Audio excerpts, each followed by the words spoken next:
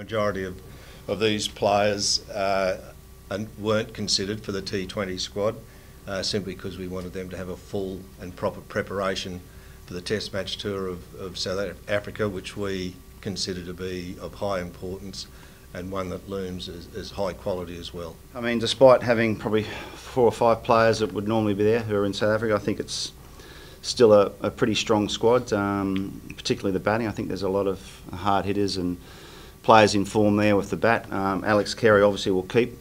He's a very talented player.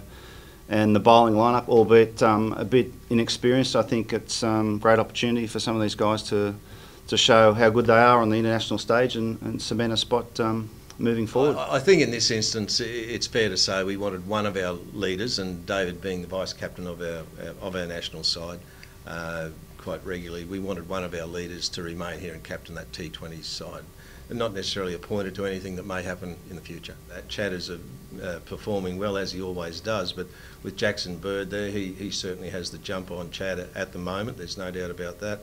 We have him. Josh Hazlewood is a well-renowned seam bowler, and then we have the good pace of Stark, Cummins, and as I've just suggested, Jai Richardson. So we think it's a pretty well-balanced pace attack. This team is not probably at full strength. I think it's a great opportunity for some players to show how good they are, and we're going to need a good squad, a good depth there to be a force in T20 cricket. I think we haven't been that successful for a few reasons, probably scheduling, workload.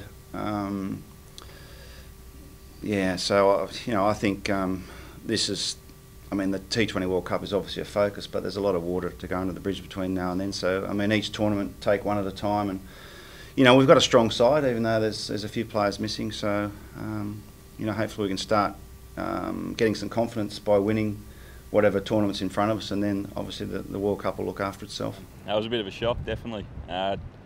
Trevor rang me this morning. I definitely wasn't expecting the call to go to South Africa, so pleasantly surprised.